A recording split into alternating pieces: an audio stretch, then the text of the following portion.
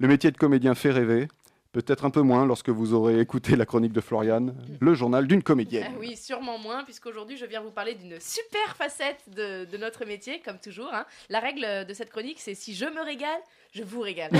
J'ai pas trouvé plus ringard. Je viens donc vous parler de ce dont on nous parle dès l'école de comédiens, d'apprentis. Non, ce n'est pas la justesse. Non, ce n'est pas l'articulation. Non, ce n'est pas d'aller au théâtre le plus souvent possible. Non, ce n'est pas non plus de Shakespeare ou de Molière. Non, aujourd'hui je viens vous parler de cet aspect qui pourra faire travailler même les plus mauvais, la communication.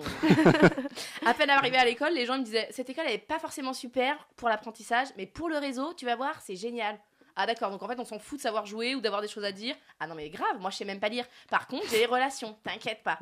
Ok d'accord, on est dans le bain. Donc voilà, petit comédien, ce que tu vas devoir apprendre. Communiquer. Dans des places à Floriane Chap. Et ça c'est absolument, merveilleusement, somptueusement casse-couille.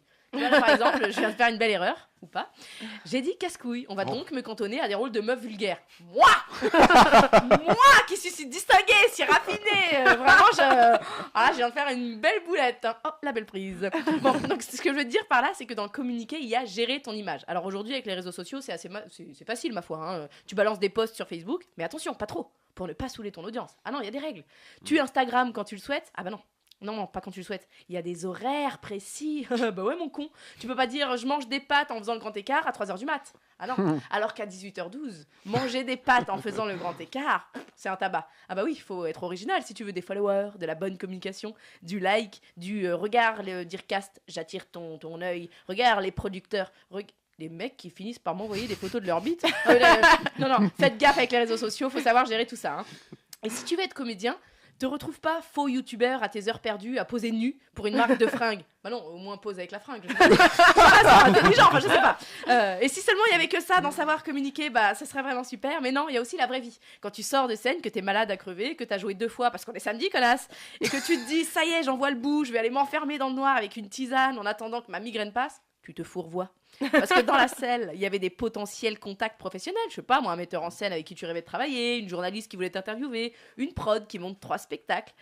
Donc en ce moment-là, t'es en train d'essayer de tenir une conversation sensée avec ton nez qui dégouline, tes yeux qui se ferment et ta gorge en feu. Voilà, donc là, j'ai un vrai conseil pour toi, petit comédien. À ce moment-là, rentre chez toi. Les gens que tu voulais voir, ils vont te prendre pour un drogué. Tu vas perdre ton temps, ton énergie, et dans tout le milieu, on va dire que t'es out. Dis donc, t'as vu le petit comédien Julien Méchaoui ? Moi, je lui ferais pas confiance. Non, mais le mec a un problème avec l'alcool ou quoi ? Attends, il transpirait, il articulait rien, il m'écoutait pas, il dormait debout. Voilà, et ouais. Ça communique beaucoup chez nous, les comédiens.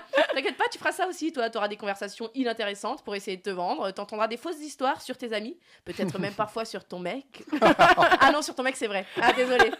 Il est parti en tournée, 3 mois, il t'a pas proposé de le rejoindre. Et il y a des rumeurs avec une danseuse blonde. Meuf, t'es cocu. Je le place maintenant, le hashtag True Story, ou j'attends. Donc bon, voilà, le dernier conseil dans ce communiqué, c'est de ne jamais communiquer quand tu ne travailles pas. Mais attends, mais t'es fou, toi, ou quoi ? Un comédien qui a pas de travail, ça donne envie aux autres comédiens de se gratter comme si t'avais des puces. Ah ouais, invente-toi une life, fais un truc. Mais ne réponds jamais à leurs questions pièges de « Et toi, tu fais quoi en ce moment ?» Eux, ils veulent pas savoir ce que tu fais dans ta vie. Hein. Si ton frère va mieux, si ta voiture est réparée, si ton chat est revenu. Ah non, ils veulent savoir si tu travailles.